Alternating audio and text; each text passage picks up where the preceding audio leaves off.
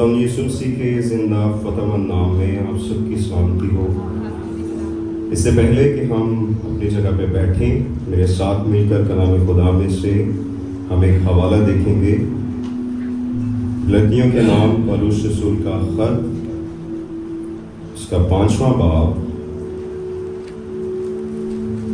और 25वीं आयत। मेरी दरख्वास्त होगी कि हम कलाम के एहतराम में सब खड़े हों, या फिर सब बैठ जाएं, या फिर सब खड़े हो जाएं।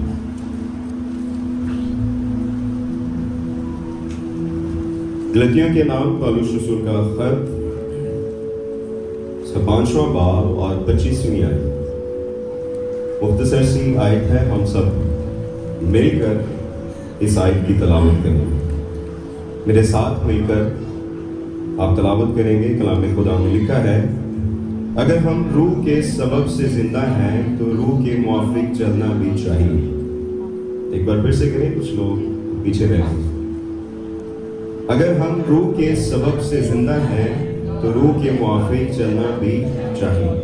एक बार फिर से आप लोग मिलकर, अगर हम रूह के सबब से जिंदा हैं तो रूह के मुआफिक चलना भी चाहिए। आमीन। पाक कलाम का पढ़ा सुना, सीखा सिखाया, समझा और कबूल किया जाना हम सबों के लिए बरकत का बाइस हो। तशरीफ रखिए।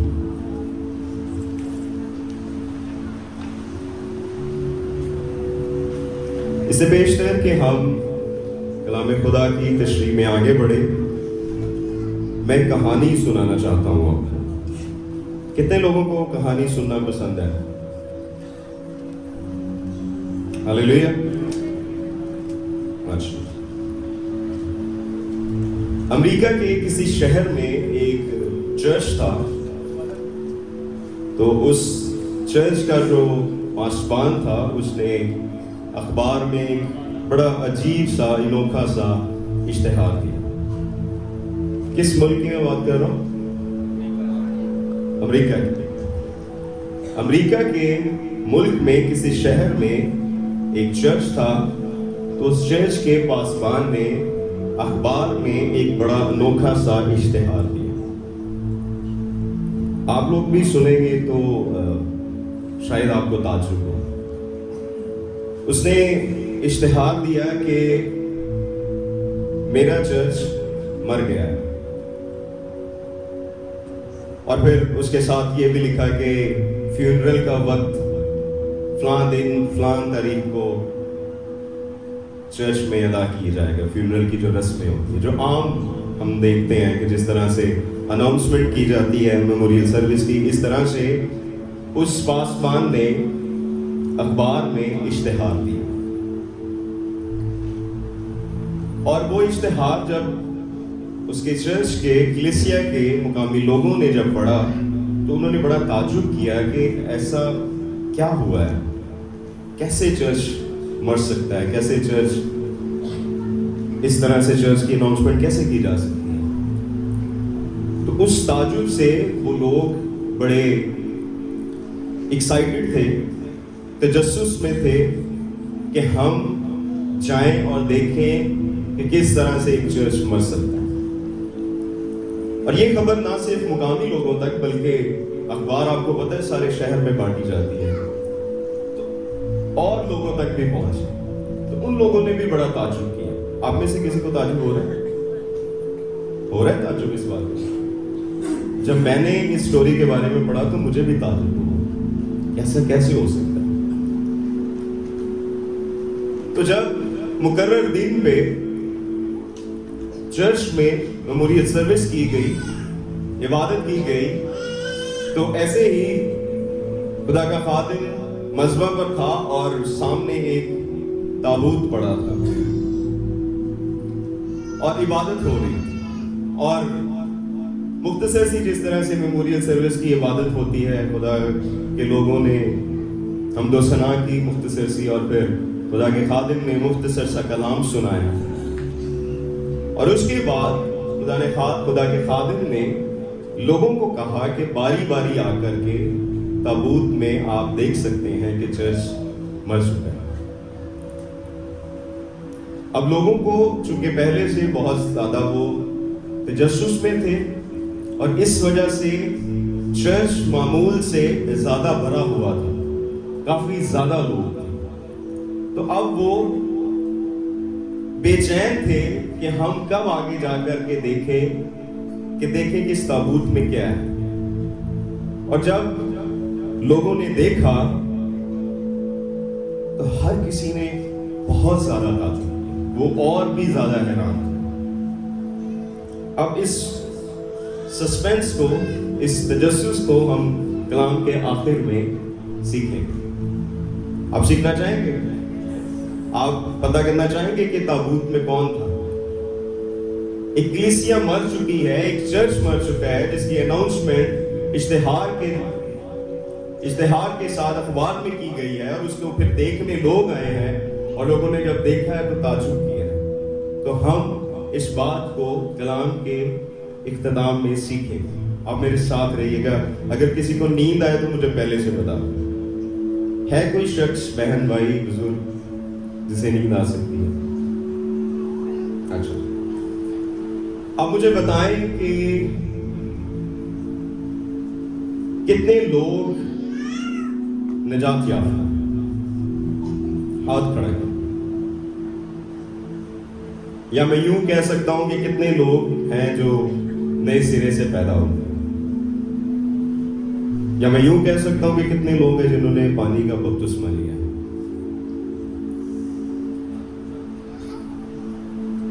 मैं भी शामिल हूं आप लोगों में, हम मिलकर सीखेंगे। अब मुझे बताएं कि कितने लोग उर्दू पढ़ सकते हैं और कितने लोग अपनी बाइबल लेकर आए? बाइबल दिखाएं। बाइबल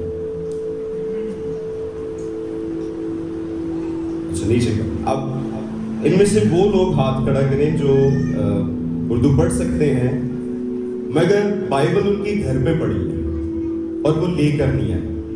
1 2 बस 3 4 5 और 6 7 और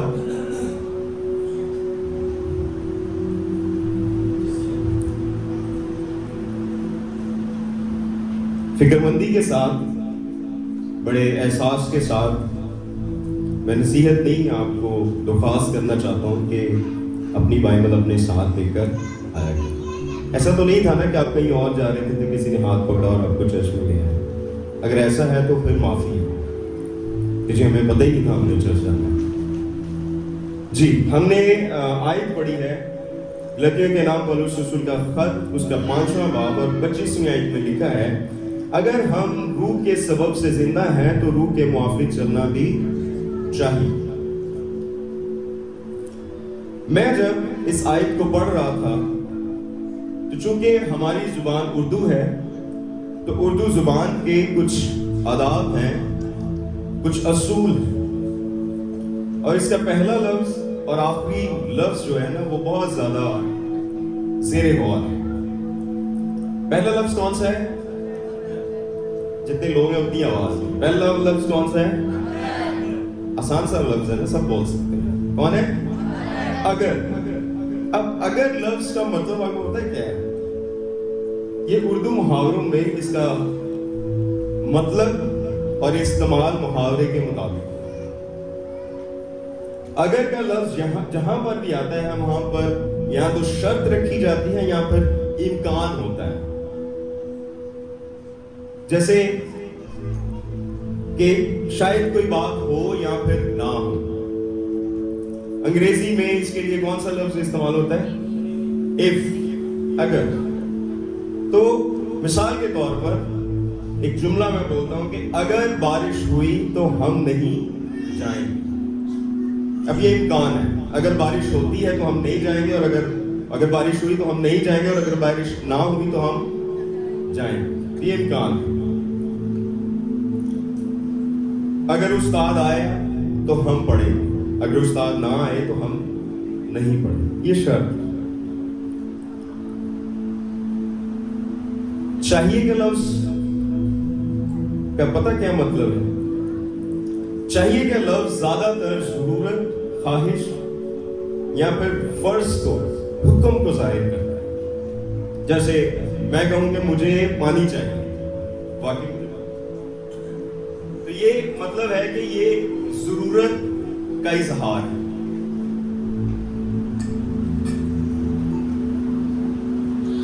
مجھے پانی چاہیے، یہ ضرورت کا اظہار ہے. اور اگر میں جملہ بولوں کہ مجھے چاکلیٹ چاہیے تو یہ خواہش ہے، ہو سکتا ہے ملے، ہو سکتا ہے نہ ملے.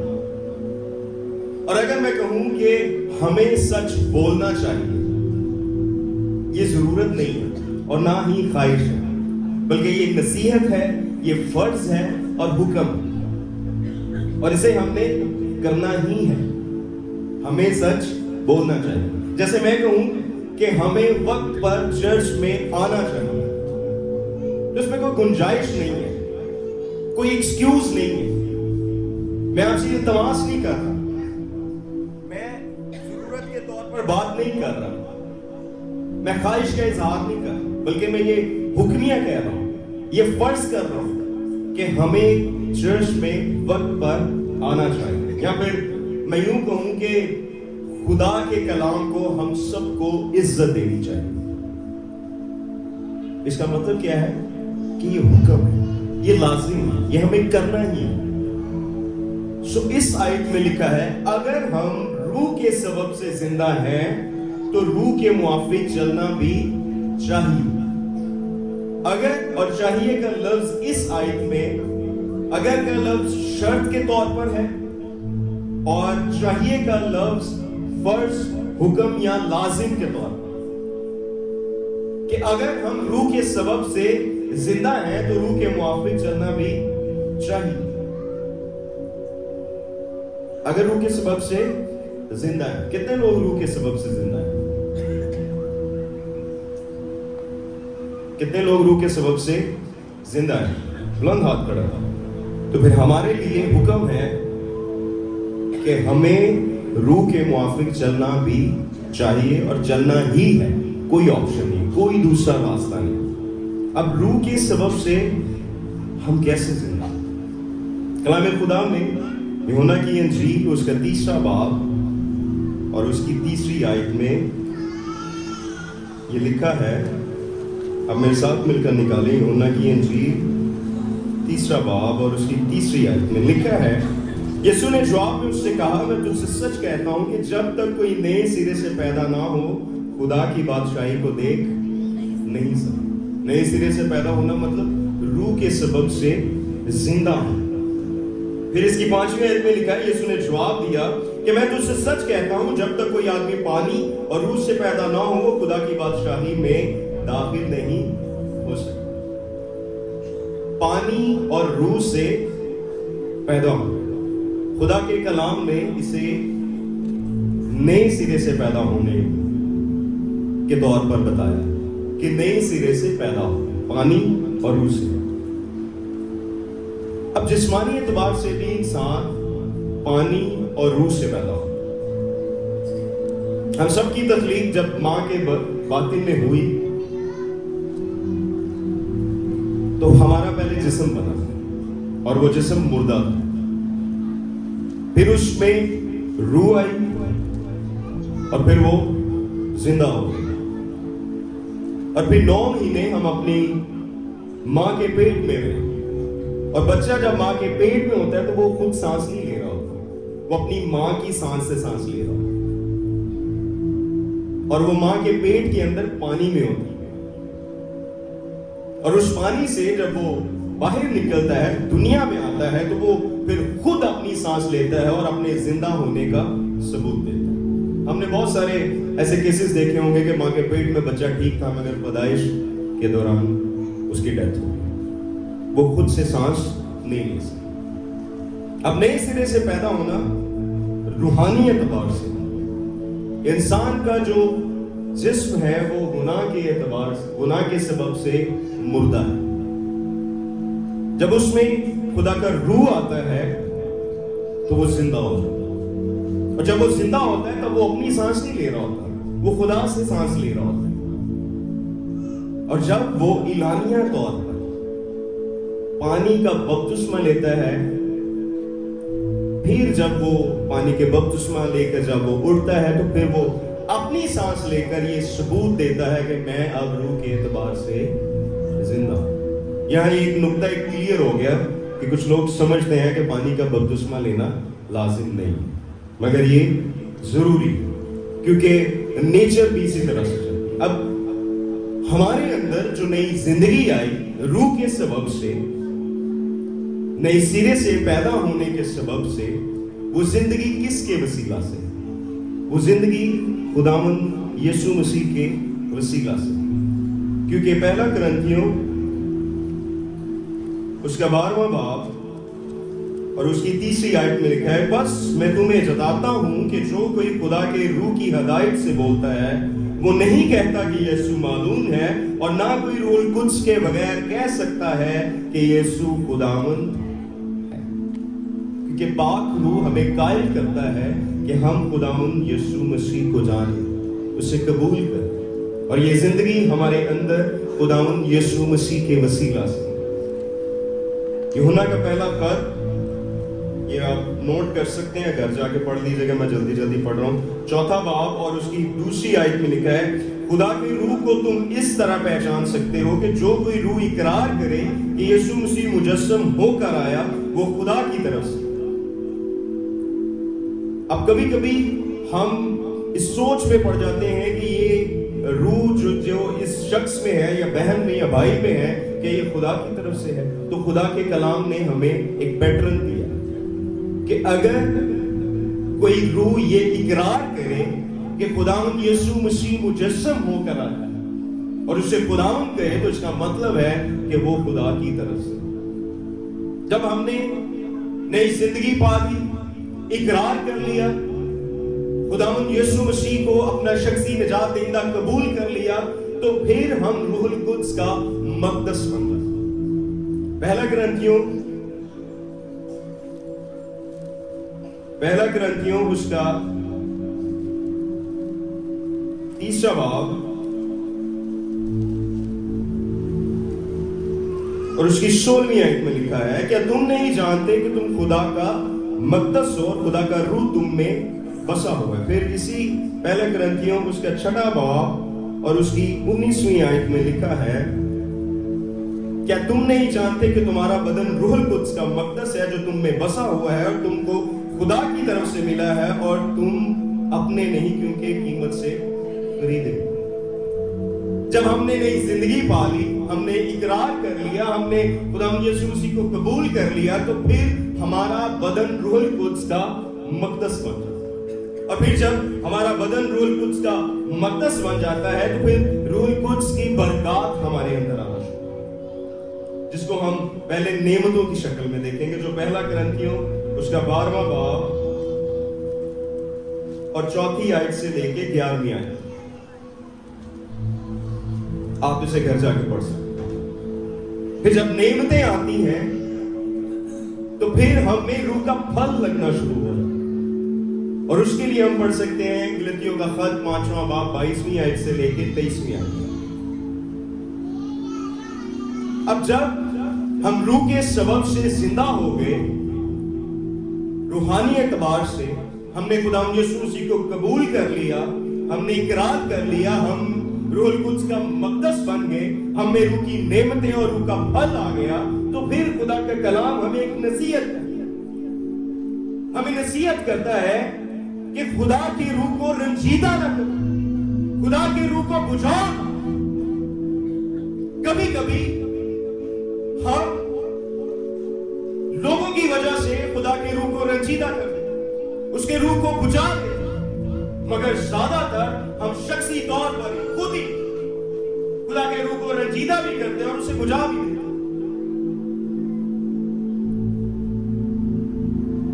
یہ نصیحت شخصی بھی ہے اور اجتماعی بھی ہے، اسے ہمیں دونوں طور پر لینے کی ضرورت ہے۔ کیا کہیں ہم اجتماعی طور پر روح کو رنجیدہ تو نہیں کرتے؟ کیا اجتماعی طور پر ہم روح کو بجھا تو نہیں رہے؟ کیا شخصی طور پر ہم یہ سارا عمل تو نہیں کرتے؟ اب میرے ساتھ مل کر نکالیے افسیوں کا خط، جلدی سے نکالی گئے افسیوں کا خط 4 باب اور 30 آیت میں لکھا ہے، اور خدا کے پاک روح کو رنجیدہ نہ کرو جس سے تم پر مخلصی کے دن کے لیے مہر ہوئی. اور پھر پہلا تسلنیکیوں اس کا 4 باب اور اس کی 8ویں آیت. بس جو نہیں مانتا وہ آدمی کو نہیں بلکہ خدا کو نہیں مانتا جو تم کو اپنا پاک روح دیتا. ہم خدا کے روح کو رنجیدہ کرتے, ہم خدا کے روح کو بجھا دیتے, شخصی طور پر یا اجتماعی طور پر. اب ہم نے پاک روح پا لیا, ہم روح کے سبب سے زندہ کیے گئے, ہم نے خدا یسوع مسیح کا اقرار کر لیا اعلانیہ طور پر, ہم خدا یسوع مسیح کے وسیلہ سے نئی زندگی میں داخل ہو گئے, ہمارا بدن پاک روح کا مقدس بن گیا, ہم نے پاک روح کی برکتیں لے لی. مگر پھر اگلا عمل شروع ہوتا ہے جس پر ہمیں بڑے احتیاط سے چلنے کی ضرورت ہے. خدا کا کلام کہہ رہا ہے کہ خدا کے روح کو رنجیدہ. اب کیسے خدا کا روح رنجیدہ ہوتا ہے؟ اب ایسے کوئی بتا سکتا ہے کہ کیسے خدا کا روح رنجیدہ ہو جاتا ہے؟ نافرمانی کرنے سے اور خدا کے کلام پر عمل نہ کرنے سے. اور متی کی انجیل اس کا 24واں باب اور اس کی 12ویں آیت میں لکھا ہے, بے دینی کے سبب سے جب محبت ٹھنڈی پڑ جاتی ہے تو خدا کا روح رنجیدہ ہو, خدا کا روح ہم سے ناراض ہو جاتا. اور پھر گلتیوں کا خط یہ حوالہ میرے ساتھ نکالے. گلتیوں کا خط اس کا 3واں باب. یہ سب سے بڑی وجہ میرے اعتبار سے مجھے لگا کہ یہ سب سے بڑی وجہ ہے کہ خدا کا روح ہم سے رنجیدہ ہو جاتا ہے, خدا کا روح ہم بجھا دیتے ہیں. یہاں لکھا ہے 3واں باب 3 آیت, گلتیوں کا خط 3واں باب اور 3 آیت میں لکھا ہے کہ تم ایسے نادان ہو کہ روح کے طور پر شروع کر کے اب جسم کے طور پر کام پورا کرنا چاہتے. یہ سب سے بڑی وجہ, یہ سب سے بڑی وجہ ہے کہ خدا کا روح رنجیدہ ہو, خدا کا روح ایمانداروں سے جدا ہو جاتا, خدا کا روح بجھ جاتا. کیونکہ ہم نے شروع تو روحانی طور پر کیا, مگر جب پورا کرنے کی باری آئی, جب ہم اختتام کو پہنچے تو ہم نے سوچا کہ اب ہم جسمانی اعتبار سے اس کو پورا کر سکتے. مگر جب اگر خدا کا روح ہی ہمارے اندر نہیں تو کیا ہم روحانی سبب سے زندہ ہیں؟ نو. کیا ہے ہم؟ پھر زندہ نہیں ہے, پھر کیا ہے؟ تو مردہ کام کرتے ہیں, مردے کام کرتے ہیں. کسی نے دیکھا قبرستان میں کوئی کام ہو رہا ہو, مردے اٹھ کے پہلے ایسا نہیں ہوتا. جب ایماندار خود غرض ہو جائیں تو خدا کا روح رنجیدہ ہو جائے. جب لڑائی جھگڑے حسد فرقے جدائیاں بدعتیں بغض چوری لالچ الزام تراشی ایمانداروں میں آ جائے تو خدا کا روح رنجیدہ ہو جائے. شخصی طور پر جب ایماندار خود غرض ہونا شروع ہو جاتے ہیں تو خدا کا روح رنجیدہ ہو جائے. اور اجتماعی طور پر جب عبادتیں رسمیں بن جائیں, جب عبادت صرف رسمی طور پر کی جا رہی ہے, جیسے ہم رسمی طور پر کام کر رہے ہیں, او اتوار والے چرچ آنا ہے, او کیا کام رہ گیا, کام کر. جب عبادات میں ہمارا دل نہ لگا, ہم ذہنی طور پر عبادت میں شامل نہ ہو, اجتماعی طور پر جب ہماری ڈائریکشن ڈیمنشن ایک نہ ہو, اجتماعی طور پر جب ہم خدا کے کام کی طرف دھیان کم دے اور اپنی باتوں پہ زیادہ, تب خدا کا روح ہم سے جدا ہو جاتا ہے, رنجیدہ ہو جاتا ہے.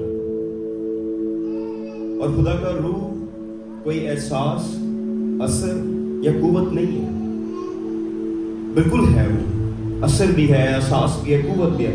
صرف یہ نہیں ہے, وہ مکمل ایک شخصیت ہے. وہ بولتا ہے, وہ سنتا ہے, وہ ہم سے ناراض ہوتا ہے, وہ ہم سے جدا ہو جاتا ہے. اب کیوں کہا گیا کہ خدا کے روح کو رنجیدہ نہ کرو؟ کیوں کہا گیا؟ کیوں بائبل میں یہ آیت استعمال؟ پیدائش کی کتاب اس کا 2 باب اور اس کی 7ویں آیت میں لکھا ہے کہ خدا نے آدم کو کس سے بنایا؟ کس سے بنایا؟ اب جاگ رہے ہیں؟ بولے پھر کس سے بنایا؟ مٹی سے. اور آدم میں تب جان تھی جب خدا نے اسے مٹی سے بنایا. پھر کیا کیا خدا نے؟ اس کے نتنوں میں زندگی کا دم، اپنا دم، مطلب اپنی روح دی. تو پھر کیا ہوا؟ انسان جیتی جان. ایوب کی کتاب میں لکھا ہے، ایوب اس کا 34واں باب اور اس کی 13ویں آیت سے لے کے 15ویں آیت تک کہ کیوں کہا گیا کہ خدا کے روح کو رنجیدہ نہ کرو؟ کس نے اس کو زمین پر اختیار دیا؟ انسان کو. کس نے اس کو زمین پر اختیار دیا یا کس نے ساری دنیا کا انتظام کیا؟ اگر وہ انسان سے اپنا دل لگائے، اگر وہ اپنی روح اور اپنے دم کو واپس لے لے تو تمام بشر اکٹھے فنا ہو جائیں گے اور انسان پھر مٹی میں مل جائے. جسمانی طور پر اگر خدا اپنی سانس، اپنی روح ہم سے جدا کر لے تو خدا کا کلام کہتا ہے کہ تمام بشر اکٹھے مر جائیں گے. آدم جب مٹی سے بنایا گیا تو ظاہری طور پر، جسمانی طور پر وہ تب زندہ ہوا جب خدا نے اپنا سانس پھونکا. اور وہ انسان جو گناہ میں گراوٹ کے بعد روحانی طور پر مردہ تھا، آپ کو پتا ہے وہ کب زندہ ہوا؟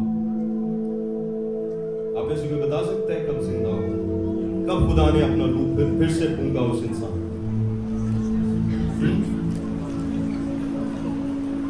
اعمال کی کتاب اس کا 2 باب، عید پینتیکوست کے دن جب خدا یسوع مسیح نے وعدہ کیا تھا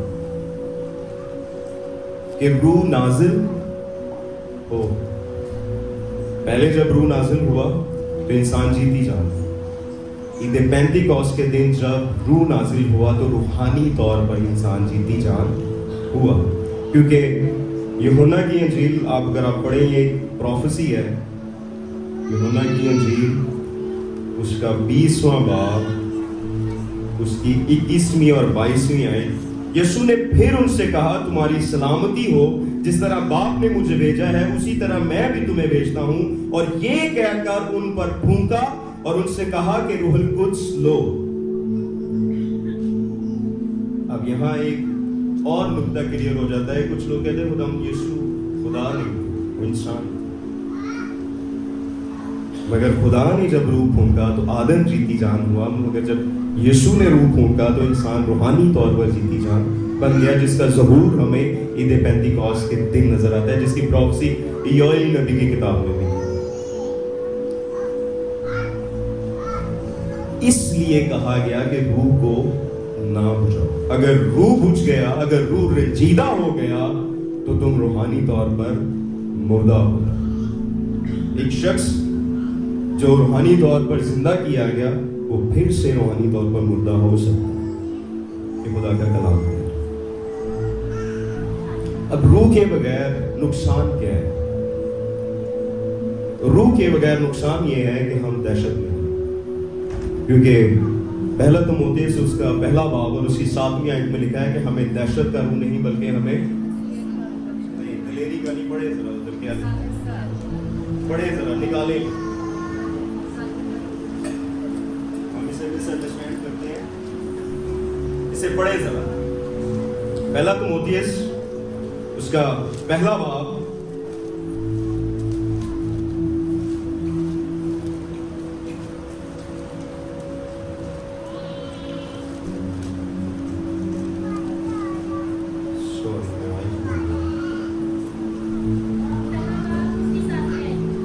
پہلے باب کی 7ویں ہے.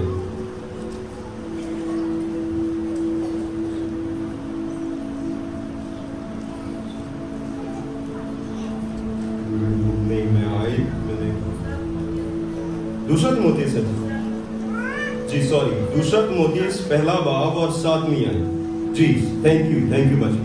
لکھا ہے کیونکہ خدا نے ہمیں دہشت کی روح نہیں بلکہ قدرت اور محبت اور تربیت. اب دلیری کہاں گئی؟ اگر خدا کا روح نہیں ہے تو ہم دہشت میں ہیں، اور اگر ہم دہشت میں ہیں تو پھر نہ ہمارے پاس قدرت ہے، نہ محبت ہے اور نہ تربیت ہے.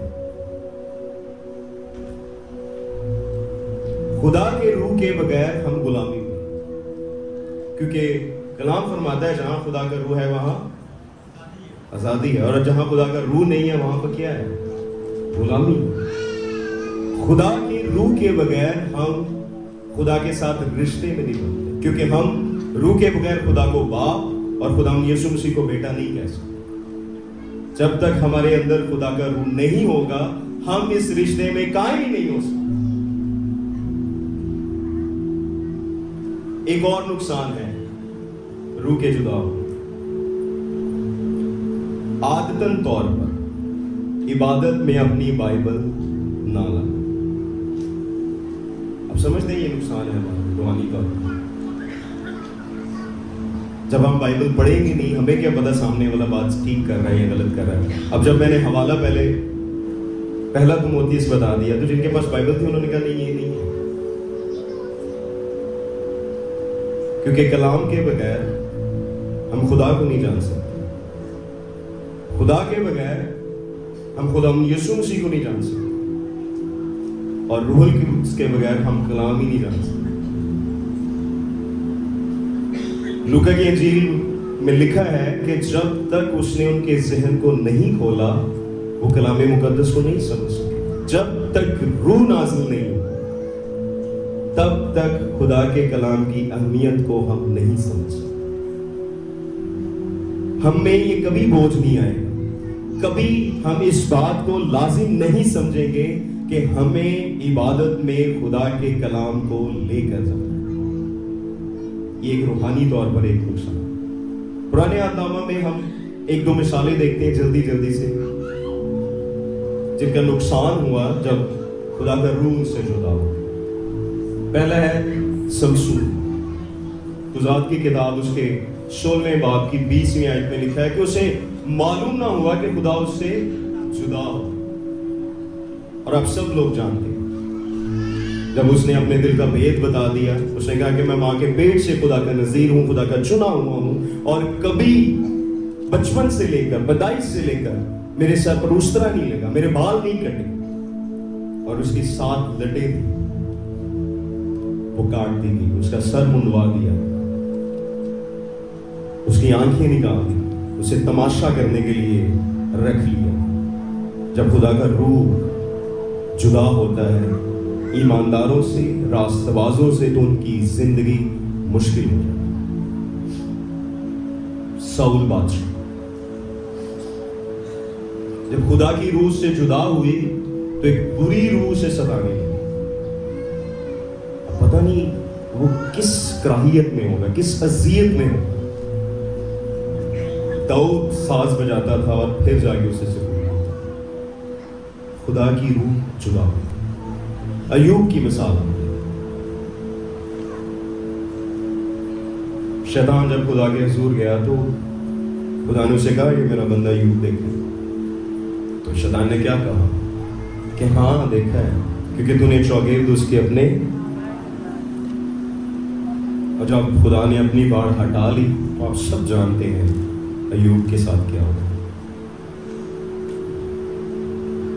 آج کا کلام میرے لیے، پہلے میرے لیے اور پھر آپ کے لیے، یہ ملامت کا پیغام. اور ملامت کے حوالہ سے ہم ایک حوالہ دیکھیں گے، پطرس کا پہلا خط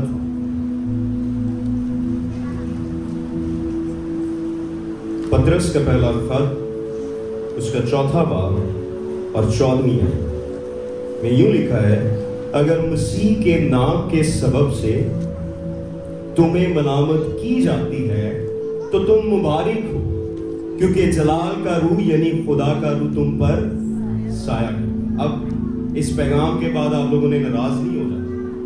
میں نے کہا یہ پہلے میرے لیے ملامت، اس کے بعد آپ کے لیے. جب مسیح کے نام سے ملامت کی جائے تو ملامت کرنے والے کیا ہیں؟ مبارک جن پر ملامت ہو رہی ہے، جنہیں سمجھایا جا رہا ہے، نصیحت کی جا رہی ہے، اصلاح کی جا رہی ہے، تنبیہ کی جا رہی ہے، وہ مبارک، اس لیے کہ خدا کا روح آیا۔ آپ جاننا چاہیں گے وہ سٹوری جو میں نے شروع میں بتائی تابوت میں کیا تھا؟ کتنے لوگ جاننا چاہیں گے؟ ہاتھ کھڑا کریں گے، سارے ہاتھ کھڑا کریں گے تو پھر میں بتاؤں گا، کیونکہ مجھے پتا چلے کہ سب سن رہے ہیں۔ اچھا، جلدی سے آپ بتائیں سٹوری کیا تھی، جلدی سے ریویل کریں۔ آپ بتائیں تو اتنی دیر میں پانی پی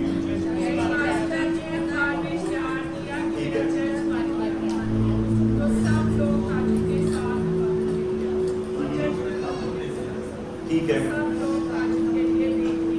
ہاں لوگ زیادہ آ گئے، پھر تابوت پڑا ہوا تھا سامنے اور ہر بندہ دیکھنے کے لیے تجسس میں تھا کہ اس میں کیا ہے، اور وہ تجسس آپ میں ہے۔ آپ جاننا چاہتے ہیں بھائی طارق؟ میں بتاؤں، جب ہر شخص نے اس تابوت میں دیکھا تو اس تابوت میں مرر پڑا اور ہر شخص کو اپنی ہی صورت نظر ہے۔ میں نے پہلے کہا کہ یہ ملامت کا پہلو، اگر ہم روح کے سبب سے زندہ ہیں تو پھر ہمیں روح کے موافق چلنا بھی چاہیے۔ اگر ایک چرچ، اگر ایک کلیسیا، اگر ایک انتظام، چرچ کی انتظام یا کمیٹی اگر مر رہی ہے تو ہم سب اس کے ذمہ دار۔ کوئی ایک شخص نہیں ہے، آپ کسی ایک کو الزام نہیں دے سکتے۔ ہر شخص نے جب اس تابوت میں دیکھا تو اسے اپنا ہی چہرہ نظر آیا۔ تو آج بھی کلیسیاؤں میں ایسا ہی ہو رہا ہے، کیونکہ ہمیں لگتا ہے کہ شاید ہم زندہ ہیں، شاید ہم روح کے سبب سے زندہ ہیں اور شاید ہم روح کے موافق چل بھی رہے ہیں، مگر خداوند یسوع مسیح کا مکاشفہ ہمیں بتاتا ہے کہ جو لوگ اپنے آپ کو زندہ سمجھ رہے ہیں، خداوند کے فرشتہ نے ان پر واضح کیا ہے کہ وہ حقیقی طور پر مردہ ہیں۔ اور یہ آج کے چرچ کی بھی حالت ہے، بہت ساری کلیسیائیں اسی گمان میں۔ میرے ساتھ مل کر آپ نکالیں مکاشفہ کی کتاب، اس کا 3 باب۔ یہ میرے الفاظ نہیں ہیں، یہ خدا کے کلام کے الفاظ ہیں۔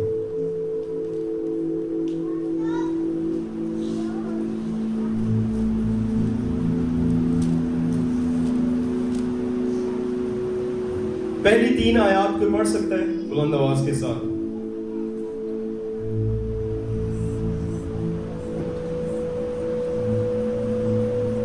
سردیس کی کلیسیا کے نام پیغام، میں پڑھ دیتا ہوں۔ اور سردیس کی کلیسیا کے فرشتہ کو یہ لکھ کہ جس کے پاس خدا کی 7 روحیں ہیں اور 7 ستارے ہیں، وہ یہ فرماتا ہے کہ میں تیرے کاموں کو جانتا ہوں کہ تو زندہ کہلاتا ہے اور ہے مردہ۔ جاگتا رہ اور ان چیزوں کو جو باقی ہیں اور جو مٹنے کو تھی مضبوط کر، کیونکہ میں نے تیرے کسی کام کو اپنے خدا کے نزدیک پورا نہیں پایا۔ بس یاد کر کہ تو نے کس طرح تعلیم پائی اور سنی تھی، اور اس پر قائم رہ اور توبہ کر، اور اگر تو جاگتا نہ رہے گا تو میں چور کی طرح آ جاؤں گا اور تجھے ہرگز معلوم نہ ہوگا کہ کس وقت تجھ پر آ پڑوں گا۔ یہ خدا کا کلام کیا ہے؟ کلیسیا کو پیغام دے رہا ہے کہ تو زندہ تو کہلاتا ہے مگر ہے تو مردہ، کیونکہ روح کے سبب سے ہم مردہ ہو چکے۔ ہم نے خدا کی روح کو رنجیدہ کیا ہے، خدا کا روح کلیسیاؤں میں سے بجھ چکا ہے۔ پھر آپ میرے ساتھ مل کر اسی باب کی 13ویں 14ویں اور 14ویں آیت سے لے کے 16ویں آیت تک ہم پڑھتے ہیں۔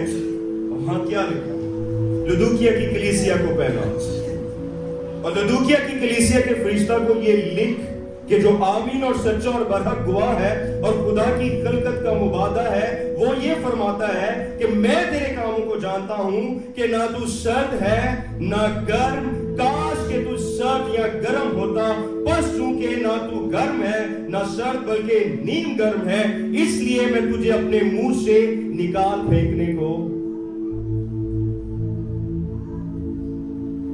اب شاید ہم اس گمان میں کہ ہم ایک زندہ کلیسیا کے حصہ ہیں، مگر حقیقی طور پر جب خدا اپنے کلام کے پیمانے سے ہمیں ناپتا ہے، جب ہمیں تولتا ہے تو ہم کم نہیں ہوتے، اور وہ کہتا ہے تو زندہ تو کہلاتا ہے مگر تو ہے مردہ، تو نہ سرد ہے نہ گرم ہے بلکہ نیم گرم۔ سرد کا مطلب کہ مجھ سے پیچھے آ، گرم کا مطلب ہے کہ گرم جوشی کے ساتھ پھر میرا کام۔ ہم سب جانتے ہیں ہم کہاں کہاں کم سے ہم سب جانتے ہیں، ہم سب جانتے ہیں کہ ہم روح میں کتنا زندہ ہیں، ہم سب جانتے ہیں، مگر یہی خدا کا کلام ہمیں حوصلہ افزائی دیتا ہے، ہمیں جگاتا ہے، ہمیں اٹھاتا ہے۔ افسیوں کا خط اس کا 5واں باب اور اس کی 14ویں آیت میں لکھا ہے، اے سونے والے جاگ اور مردوں میں سے جی اٹھ، تو خدا تو مسیح کا نور تجھ پر چمکے۔ وہ کہتا ہے میں پھر سے تجھے بحال کرنے والا ہوں، میں پھر سے تیرے جو مذبح ڈھہ چکے ہیں انہیں تعمیر کرنے کو، میں پھر سے تجھے اپنے مقام پر کھڑا کرنے کو۔ مگر ہم شاید چاہتے ہیں، میں نے کہا کہ ہم سمجھتے ہیں شاید روح کو رنجیدہ دوسرے لوگ کرتے ہیں، شاید دوسرے لوگوں کی وجہ سے روح ہو جاتا ہے۔ نہیں، یہ بہت کم ہوتا ہے۔ زیادہ تر مسیحی ایماندار لوگ شخصی طور پر خود اپنے آپ کو بجھا لیتے ہیں، خود خدا کے روح کو رنجیدہ کرتے ہیں۔ ہمارے چرچ کی گروتھ یہ بلڈنگ نہیں ہے، ہمارے چرچ کی گروتھ یہ کارٹن نہیں ہے، یہ کارپیٹ نہیں ہے، یہ ساؤنڈ سسٹم نہیں ہے، یہ ظاہری طور پر نظر آتے ہیں۔ حقیقی طور پر ہمارے چرچ کی گروتھ وہ ہے جب خدمت گزار ایسے، جب انتظامیہ ایسے، جب ہم سب میں خدا کے گھر کا بوجھ، جب ہم سب اس بات پر اگری کریں کہ ہاں ہمیں چرچ جانا ہے، ہمیں جمعے کے روز دعائیا عبادت میں شامل ہونا ہے۔ میں یہ یقین کے ساتھ کہہ سکتا ہوں کہ ہم جتنے یہاں پہ موجود ہیں سب 100% ایسے نہیں ہے کہ جو جمعے کے روز کہیں نہ کہیں بیزی ہو، کوئی تلوار لٹک رہی ہوگی سر پہ، میں یہ واضح کہہ سکتا ہوں۔ اور اگر ہم چھانٹی کریں تو آدھے سے بھی کم لوگ ہوں گے جو کسی مجبوری میں ہوں گے، مگر ہم اس لیے نہیں آتے کیونکہ ہماری ذمہ داری نہیں ہے۔ ہم خدمت کرنا چاہتے ہیں مگر خدا کے گھر کی عبادات میں شامل ہونا نہیں چاہتے، ہم ذمہ داری نہیں لینا چاہتے، ہم سامنے آنا چاہتے ہیں، ہم لیڈ کرنا چاہتے ہیں، مگر کیا ہماری لیڈرشپ محسوس ہونی چاہیے؟ مجھے بتائیں، یا پھر چرچ کے ساتھ ہونی چاہیے، انتظام کے ساتھ ہونی چاہیے، خدمت گزاروں کے ساتھ ہونی چاہیے، کلیسیا کے ساتھ ہونی چاہیے؟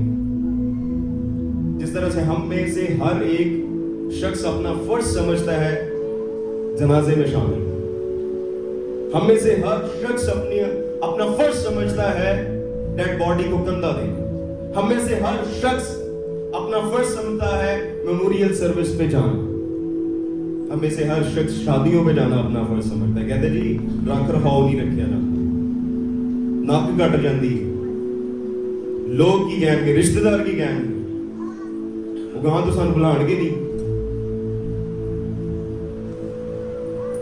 ہم یہی سوچ خدا کے ساتھ رکھ سکتے ہیں؟ میں پہلے ہوں، میں سب سے آگے،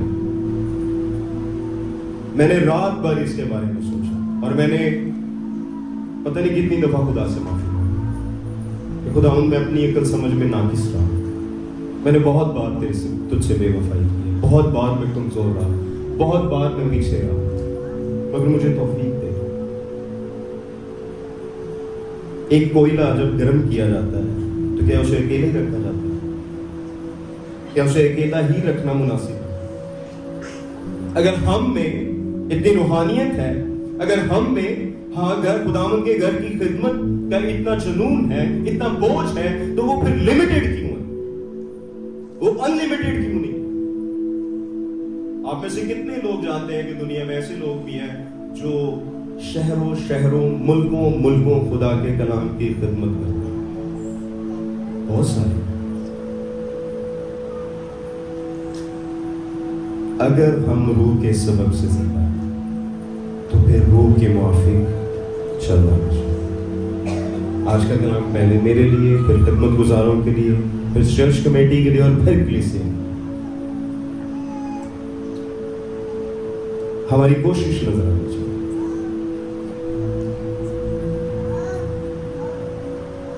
آپ وعدہ کرتے ہیں میرے ساتھ کہ آپ اپنی اپنی جگہ پہ کوشش کریں گے؟ کسی کو دکھاوے کے لیے نہیں، کسی کو دکھاوے کے لیے خدمت نہیں ہوتی۔ وہ 2-4 مہینے سال ہوتی ہے، پھر لوگ آپ کو پیچھے جاتے نظر آتے ہیں۔ جو کسی کو دیکھ کے کرتے وہ کر سکتا تھا، ایسے بھی کر سکتے۔ میں ہمیشہ کہتا ہوں خدا کا کام ہے، خدا آنر ہے، خدا باس ہے، تو وہ جسے چاہے گا ملازمت پہ رکھے گا، جسے نہیں چاہے گا وہ نہیں رکھے گا۔ ہم زبردستی نہیں کر سکتے۔ ہم زبردستی کریں گے تو وہ ہمارے لیے وہ ایک مثال پھر ہمارے لیے ہے کہ ہم نے صرف جگہ کو گھیرا، اور اگر خدا نے ہمیں چن لیا ہے تو ہم اپنی زندگی پر غور کریں، کہیں ہم خدا کے روح کو رنجیدہ تو نہیں کر چکے، کہیں ہم خدا کے روح کو بجھا تو نہیں چکے، کہیں ایسا تو نہیں ہمیں پتہ ہی نہیں اور خدا ہم سے جدا ہو گیا ہے اور ہم خدا کے نعرے مارتے ہیں، خدا کی روح ہم سے جدا ہو گئی ہے۔ ہم سب اپنے سر کو جھکائیں گے، آنکھوں کو بند کریں گے اور اس بات پر گہرائی سے غور کریں کہ کیا ہم روح کے سبب سے زندہ ہیں؟ کیا ہم روح کے موافق چل رہے ہیں؟ میرے ساتھ وعدہ نہیں کرتے، میرے ساتھ وعدہ آپ کر کے توڑ سکتے ہیں یا پھر میں بھول سکتا ہوں، خدا کے ساتھ وعدہ کریں کیونکہ وہ بھولتا نہیں۔